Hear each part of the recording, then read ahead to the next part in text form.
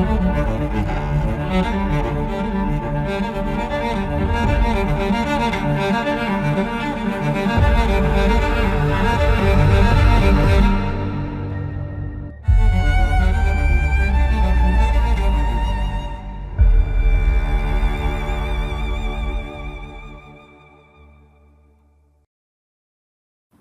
hi guys, welcome back to Freedom Brigade Nation. We are very honored and excited to have Pastor Jackson Lahmeyer with us today. Welcome, Jackson. Charity, thanks for having me on. Always an honor to be with you. It's Andrea, hello. Hello, thanks for being here. So you're stirring a commotion everywhere. Not me. No. Well, when I first learned about you, I was really excited because here I am in Oklahoma and I'm watching all of the churches close down, right? Because of COVID. And I was even telling the pastor of the church we attended at the time, I'm like, don't close. And he was under tremendous pressure. And I'm like, don't close. And he closed for 3 weeks and then came back with an outside service. And I don't, I think he did really well. People were pressuring him to close much longer, and I can't imagine the pressure that the pastors were under. Yeah. I felt like, I told him, I feel like Paul Revere telling him the redcoats are coming. The redcoats are coming. What are you doing? Quit laying down. And then here you were in Tulsa, Oklahoma saying, no, I'm not going to close down. And you actually had church from the roof. And so, the sheriff threatened you. Tell us a little bit, like the sheriff threatened you, and then was DHS involved, or what happened? It wasn't the sheriff. In Tulsa County, we have a tremendous sheriff, Vic Regalado. It was the Tulsa Police Department who works for the mayor of Tulsa. So the sheriff's office is completely different than the police department. And so in Tulsa County, Vic Regalado, he's a tremendous sheriff. In fact, I bet you he would have probably protected me if they would have actually tried to go through with what they were saying. And so, to your point, though, I think it's important that we do extend grace to pastors during that season, because there was a lot of, I don't know how to say it, there was a lot of differing voices, right? And none of us, or at least I was unaware that COVID was the scam that now we know that it is. At the time, you remember you're seeing that little ticker on CNN and Fox News, and it's, every second, more and more people were being diagnosed with COVID. And so at the time, I didn't know that COVID was, the spicy flu. We were being told it was something far more than what it was. Right. And so it wasn't like I had a crystal ball and knew that. And I don't think any pastor had a crystal ball and knew, oh, this is a total, fraudulent thing that's being put on us.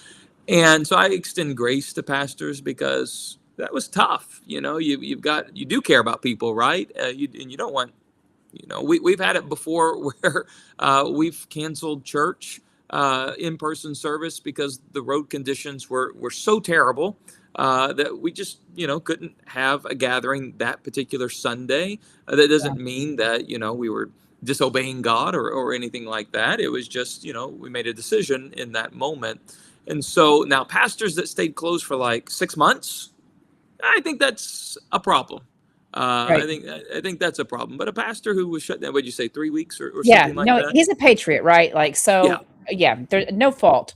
But I was really impressed with you. And now you are running for Congress, which is huge to me, because you have proven that you can't be bought. They can't threaten you, and you don't care what it costs. You're going to do the right thing, even when the pressure is on.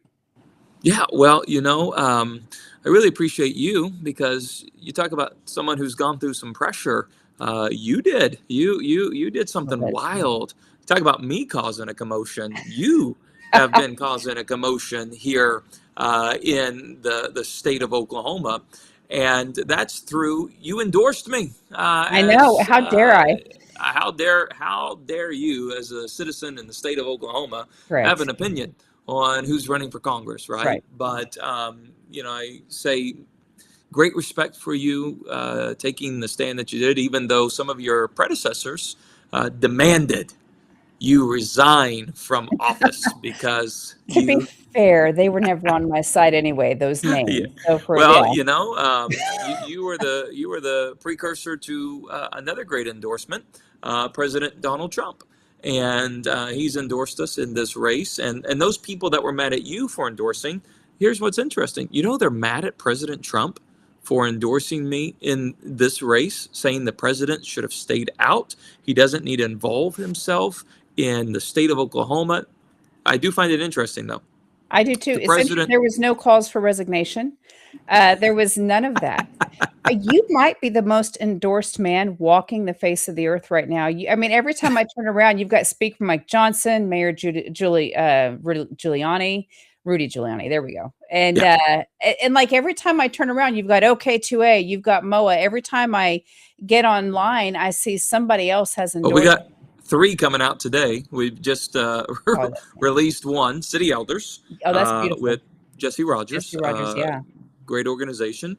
The Rogers County GOP. Oh, yes. They followed your leadership, bold, strong, courageous. I Good. think God's going to bless Rogers County GOP for taking a stand. They've endorsed, and then today Creek County GOP Beautiful. followed suit. And so, Charity, I think That's you sparked something maybe within Well, the you local know, GOPs. every time I go to vote, right? And I'm sure you get the same thing. People message me and say, "Who do we vote for?" Yes. And so, people know that the GOP knows who's who, and the status quo of staying silent and letting rhinos get in through the primaries instead of standing up for the patriots is Yeah. failing the country. I So think people have to anything you've been realize doing, yeah, go the ahead. importance of the primary. So, like in Right, Oklahoma, whoever wins the primary that I'm running for is the next congressman.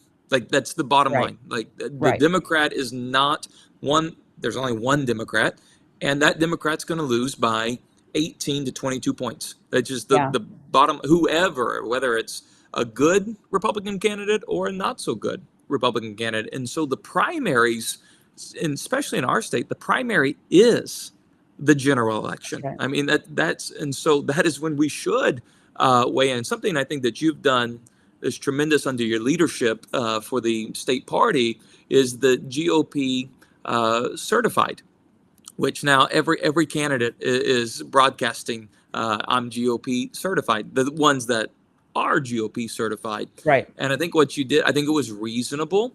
It was, you don't have to agree entirely on right. the platform. Like, it's not a purity test of if you are not 100% in agreement, well then you're not one of us. Obviously, the Republican Party, we're the big tent party, right? We disagree on things, but we have certain what we could call pillars Right. within the tent that we agree upon. And so you made it, and where it was 80%, which is, I think, totally reasonable, right? Yeah. And then it's like, hey, you haven't donated to a Democrat, within, was it 5 5 years. years? Yeah. Something totally reasonable. Right. It's things like that. And so, but that's a great vetting process because not every candidate running for Right. office on the Republican side was able to meet those very reasonable standards. And I love it. Well, what's really interesting is just today there were 2 candidates that I was reviewing that have registered to be a Republican in 2025. So one of them is you have to be a Republican for a minimum of 5 years That's to be correct. Yeah. certified. And so, I mean, do people even know that these candidates have been a Republican for less than a year, maybe right at a year, and then are running for office? Yeah. There has to be a vetting process. But so I appreciate that's really a high compliment coming from you. I think But it's I do want wonderful. to talk a little bit about what you're doing. So we're talking about the status quo in the party has to change because it's not working. And what's happening in the government has to change. It's not working. In Oklahoma, we've got brigades and we've got different people watching the legislators, and they know that we're watching. So they're not they're voting differently, or they're at least explaining themselves.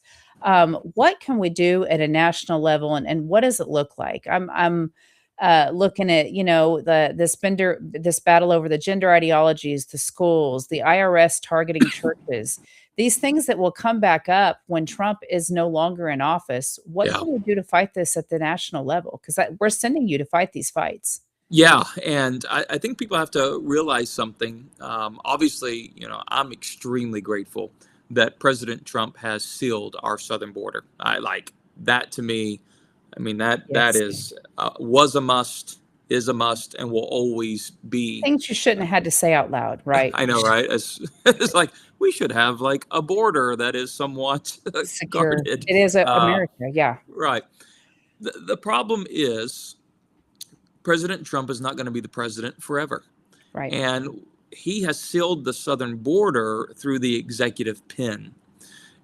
Let's say we're unfortunate in 2028. I mean, anyone who follows American politics knows that the pendulum it swings, and we could be unfortunate to have Gavin Newsom, or even worse, AOC as I president. rebuke that. Rebuke me in Jesus' name, but I'm giving the hypothetical it I could agree. happen. I agree. Yeah. And so what the president has done with the executive pen, I mean, this, they could undo with the same executive pen. And so you have to codify into law what President Trump has done in regards to our southern border, because we have basically a 2-year window, right? We have a 2-year window to get that done. And if we don't, obviously we're hopeful a Republican will win the nomination to be the president of the United States. But I don't want to bank on that. I'd rather have it codified in the law that our southern border is going to remain sealed, whether Donald Trump or a Democrat is in the White House. And so that is something that we have to address immediately. But something maybe a lot of people aren't aware of is the Chinese ownership of American farmland. And I'm sure your audience is probably well aware of it. But this is a big one, especially in Oklahoma, but it's not limited to Oklahoma. I was on the phone with Speaker Johnson talking about this issue, that there are many members of the House that they're having this issue within their district, and they want to address it as well, which is good news, because we could have a coalition of people in the House saying, hey, this is happening in our backyard. Chinese nationals, the CCP, buying up our farmland around our military bases, like here in Oklahoma, growing marijuana, trafficking it across state lines illegally. And this is shaking up the status quo because, like in Oklahoma, for example, it's already against the law for a Chinese national to buy farmland in our state. Well, then how are they doing it in all 77 counties of our state? A law is only as good as if it's enforced. That's right. And under a Republican governor, a Republican, what do we call it, a supermajority in our legislature? I would say that in quotations. Our legislature is not as conservative. But yes, technically it's Republican. Yes. And yet all 77 counties of the state of Oklahoma have farmland that's been purchased by the Communist Chinese Party. Right. That's not a Democrat problem. That's a Republican problem. Yeah, 100%. 100%. So what do you think is the biggest? So you feel like that's the biggest threat to America or to Oklahoma? Well, it's not limited. It's not limited to an Oklahoma problem. It's a big Oklahoma problem because our land is cheap. We have 5 military bases. They're buying up land around our military bases. So that's not a food supply threat. That's a national security threat. And then that the Chinese nationals on this farmland, they're not growing wheat. They're not growing corn. They're growing marijuana. And this marijuana is not staying in the state of Oklahoma. In fact, I believe it was OSBI reported that 60% of all the black market marijuana in the country is grown in the state of Oklahoma. 60%. Now, you remember, what was the selling point to legalize growing marijuana in our state? We're going to get tax revenue. And then what would the tax revenue do? It would go fund our schools. It's always the same. That's always what they lie about, though, right? Everything they say it's going to go to the schools every time. Same thing. Yeah. But how much tax revenue is the state receiving on 60% of the nation's black market marijuana? None. Right. Those criminals aren't reporting that. And then tied to the black market marijuana, not only are they trafficking the drug, they're trafficking humans. It's in the same lane. It's the same path. And so, yeah, I would say this is on the upper echelon of things that we have to address: national security, ending or fighting, combating human trafficking, food supply issue. I mean, those are three biggies. Like, one, I don't want kids and young girls being trafficked alongside marijuana through my state. Like, I know we make up the T in the highway system, but we got to address that. I don't want our military bases being surrounded by an enemy that could utilize drones and other technology that China is known for. And I also want American farmland in the hands of Americans producing food for our country. And yeah, I would say that issue, I think it's upper echelon. I think it's a big one. I agree. How do you feel? Where do you think the Islamic attempted takeover fits into that? It's Oh, interesting that we have the left helping the Islamic takeover when they don't realize if Islam actually gets their way and the Muslims get their way, the left will be targeted first. that's what blows me away about this. It's like the people that are advocating for Islam and Sharia law. Yeah. I'm just going to generalize here, but it's typically overprivileged white suburban women. That's the typical group that is advocating for this: overprivileged white suburban women. Do they not realize they would be the greatest victims of Islam Absolutely. and Sharia? Like you and Andrea would not do very well under Sharia law. I could survive, I would pay a higher tax rate. But I don't think a lot of these people, it's like the, queers for Palestine. I mean, that doesn't even logically make sense. And so, Right. I mean, some things you just like, if you would think twice, you'd If you probably be the knew, smartest person in your family, right? If you just think it's twice. And unreal. so Yeah. here's the thing. Sharia law is incompatible with American law. It's incompatible. And so we have to be proactive, not reactive, like our friends in Texas. In the last 18 months, Texas has seen over 330 new mosques that have been built. And a mosque is not just a house of worship. A mosque is a place of indoctrination. A mosque is a place, a lot of things are happening there. And so we have to be proactive. We can't be reactive to this issue. And Charity, you know this about me. I've been in this fight well before I was running for office over the last, 45 days. This has been something that we've been hammering for a long, long time. Yeah. Well, I know that you've got to go, but I got to ask you two more things that are Do just it. huge. I got to know where you're at on the data centers. Data centers Yeah. are a huge thing in Oklahoma, but across the country. We had Amy Kramer from Georgia on last week that we're talking about the issues that Georgia's having because of them. And it seems like Oklahoma once again seems to be being targeted. What do we do about that? Where are you at Yeah. on that? Well, I would say probably the reason Oklahoma is being targeted is our land is cheap. Our land is cheap. And Oklahoma has a tendency sometimes to be so desperate to bring in businesses that we actually sacrifice our environment, we sacrifice our communities because we just have this overzealous wanting business to come here. And so we'll literally roll out the red carpet, make sure the business doesn't pay property tax for 25 years, give them all kinds of incentives to come here. And obviously we're for growth. We want businesses to come, but we want it to be good growth, right? Just because you grow weeds doesn't mean that's a good thing in your field. You want to have good growth. Right. So with the data centers, obviously, I dare not act like I'm an expert on the subject matter, but I have heard enough as I've been out traveling on the campaign trail to draw a conclusion. And the conclusion is I see that the data center, what would you even call it? It's like these things have just exploded overnight, primarily in green country, Oklahoma, on the eastern side of the state. It's like we're opening up Pandora's box, and we could greatly regret what we have in the aftermath.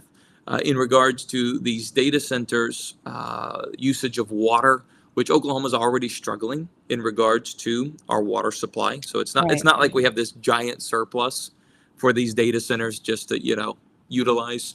Our electrical grid is nowhere near ready to have the communities that we already have Right.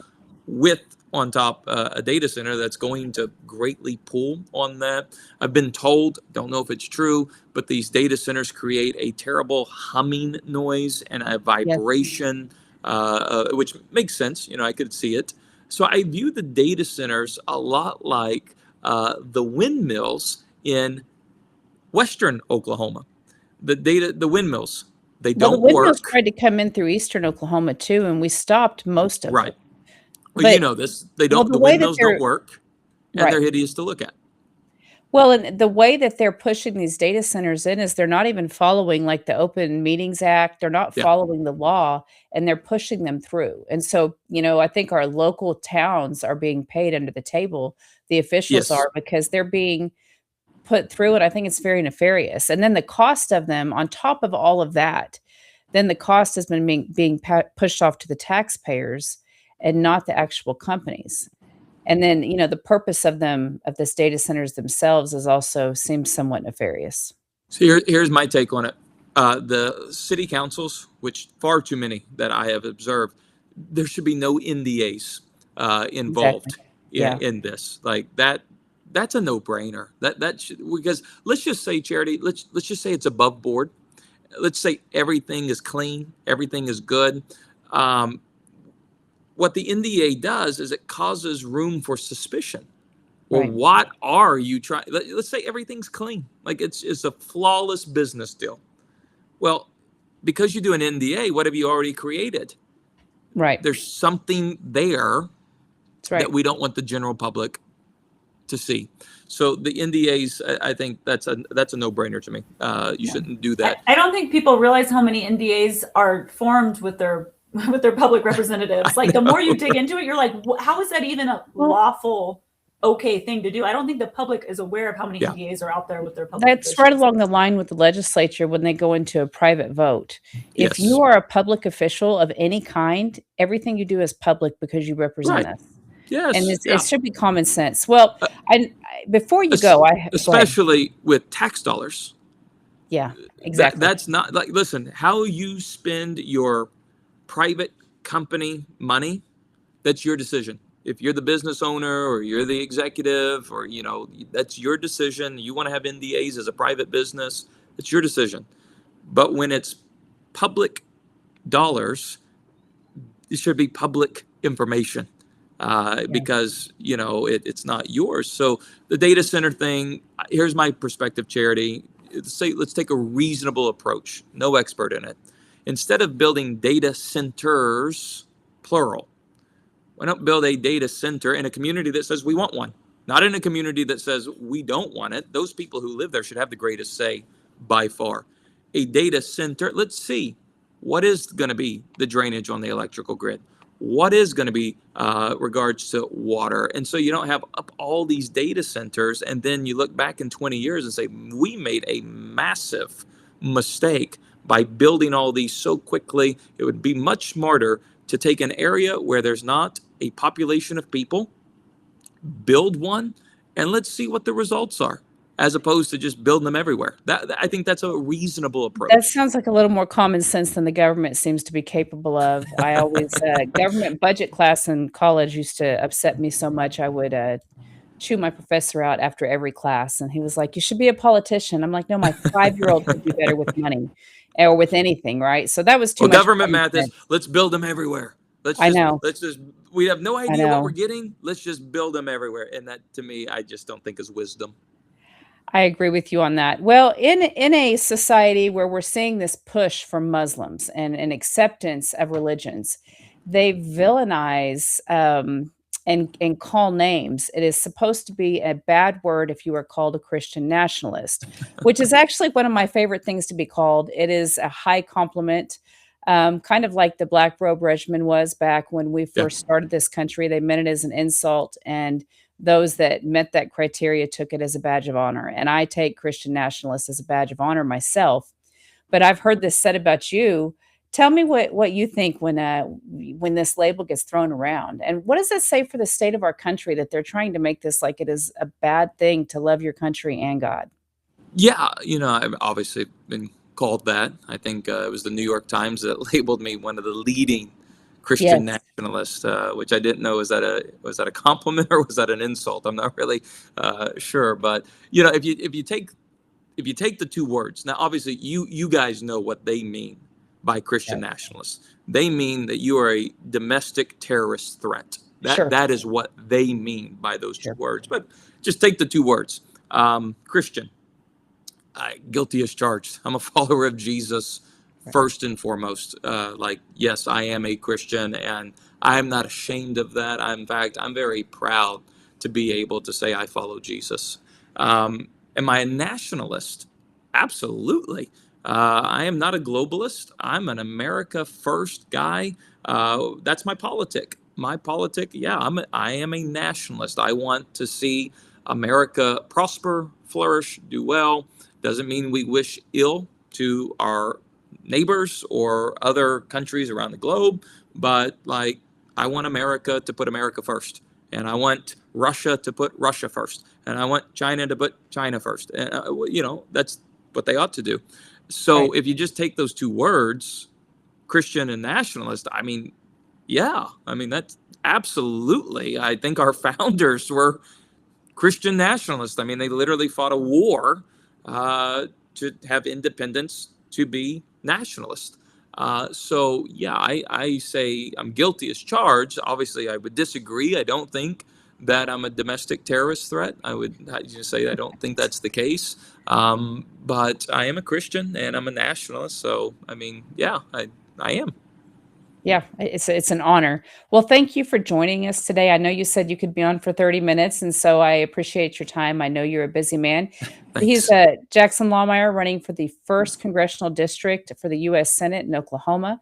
Really exciting. I know you're going to win, and I look forward to you representing us. Thank you so much. Appreciate you guys. Have fun. Thank you. We'll Bye, see you later. Jackson. Thank Bye, We'll see ya. you. Bye. Okay. Very good. Well, that was fun. You missed it. I know. I Your missed the good piano stuff. came, right? Yeah. So Andrea left for a minute because she gets her grandmother's piano, and she Yes. said it's going to come in the middle of the show. They didn't give me a time today, but I just know my life. Yeah.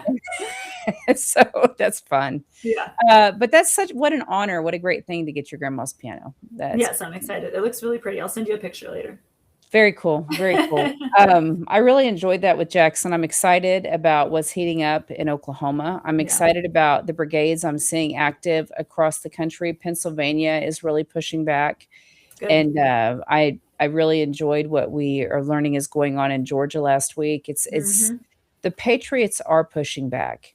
And Jackson said we were talking about that COVID thing. And I think that the church, Andrea, has gotten away from what the Bible actually says. And it's been generation after generation after generation. And there's a live video I shared that I will go find and reshare, but it was during COVID. And my friend called and she said, I have COVID. And I'm like, okay, I'm going to come pray for you.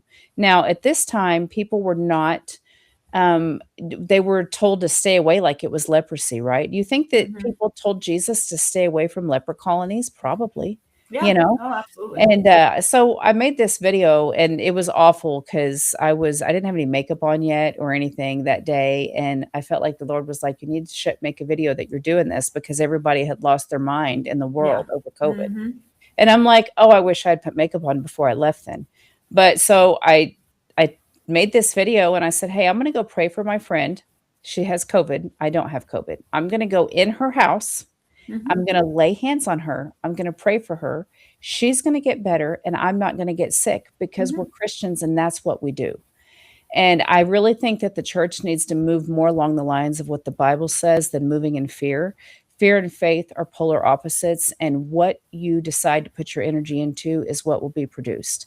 My friend did get better. I did not get sick, and that is how we need to be operating. We've got to get away from this mindset of fear and letting the world dictate who we are. But that's a whole different, I could preach a whole sermon on that, on the church is not being the church in the Bible, and we need to get back to that. It's not supposed to be a business. It's supposed to be a ministry. No, so many faith leaders and just faithful people aren't reading the word, in my opinion. They're not following it on almost anything. At times they get scared and they do this lockstep thing. And that's kind of why I've always had a hard time finding a church.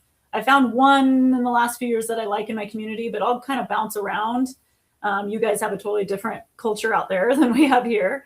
But I have a hard time finding any of these bigger churches that I feel like I can relate to, because the way I've always thought of faith is the way Jesus had faith. You know, it's within your homes, it's within small circles in your community. And I never liked when the church made it to be like, you have to follow this path or else you're not a good, you're not a good, person of faith. And with COVID, it was like, you were probably accused of being extremely dangerous putting that information out. I was accused of being dangerous when I said, I don't think kids should be wearing masks. It just seems like common sense. And, we see it, I think, even like with the Republican movement, anytime in our party, someone says, I don't completely agree with Trump, or I don't completely agree with A, B, and C, it's like we shut down any type of, discourse. We shut down any type of different opinion. And it's like, why have we become so scared of the conversation? That's right. If I can't look at something and say, I don't know, this isn't totally meshing with me because of this, and bring facts. Yeah. And I'm accused of being dangerous because of that. We're told that's what Jesus wanted us to do. And we're told to fight for the truth and follow God. That's right. And so you fought for the truth, and I'm sure everyone said, oh man, she's crazy. She's going to get COVID and die. But I'm used to that, right? So I don't name him out of me. We're the crazy ladies. Yeah, that's great. Well, I would encourage people, and I think you're right, Andrea. I would encourage people, once again, use critical thinking and get in the Bible yourself. There's many times that I'll read a scripture that I've read hundreds of times throughout my life, and I've been taught this is what it means. And I'll read it with a fresh set of eyes, and the Lord will say, no, this means this. And I'm like, wow, we're interpreting it by what we were told it meant than by just letting the Holy Spirit reveal it to us. We've got to get back to that. And so reading your Bible every day is imperative. That is how you get discernment and how you know what is and isn't happening. So anyway, on that, I've been enjoying my peptides. I wanted to bring that up. Good. Yes, the peptides. So I struggle, right, doing the whole, I'm in that age frame where perimenopause is so much fun. And like in the middle of the day, my energy is zapped, and I, struggle with finding words sometimes. And I like the energy peptides. Peptides are natural parts of our body. And as we age, our body makes less of them. And so you can supplement with natural peptides. You can go to freedombrigades.com, make wellness. We have them there. We only have products that I believe in and that I've tried. And to me, this is changing my life. There's several different ones you can use for several things. Andrea brought these to me. What was it? Maybe 8 months ago, Andrea? Yeah. And look, I got mine going. She puts them in a drink. I keep them in pill form because I don't like that. But yeah, I love all of them. There's the focus, like what you said about your brain. They have one for focus, and then the energy one. And then for me, being a gym geek and trying to keep my muscle mass on, this one is the fit, and it is it helps like with it's like creatine on crack almost. Like it helps me keep my muscle on. It'll also help you with your energy. But yeah, I love the Make products, but they've got to go through your link. Go to freedombrigades.com. Don't just go to Make Wellness and follow your link. Yeah, if you go to freedombrigades.com, you'll get 10% or $10 off your first order if you want to check it out. It's completely natural. There's these one on there that ones. Yeah, these are the God-made natural ingredients that have just been combined to almost like be peptide like precursors. Yeah. And a lot of people think that peptides can't be digested. This is a totally different thing than a synthetic, and there's a lot of great science behind it. So yes, these things work. Yeah, and you can look into it. It's there. I wouldn't try it if it wasn't natural. I know a lot of friends that have taken those GLP shots and lost a lot of weight. I personally am a little terrified of that, so I won't. Plus, my husband won't let me because he's more terrified of it than I am. But there's peptides in there that will help you not feel hungry if that's something that you're dealing with, and help with your metabolism, because we just lose that as we get older. And so that's an option for you guys. But whatever you do, keep fighting. God put you on this earth for a purpose. There's a reason you're here for such a time as this. You're supposed to be doing something. And so you need to do that. If you don't know how to take back your community, we can help you do that. You take back the republic by taking back your community. You do that through the Freedom Brigades, 4 hours a month, your time, and you can take back your community. Join us at freedombrigades.com, and we'll see you guys next week. God bless. Bye. Bye.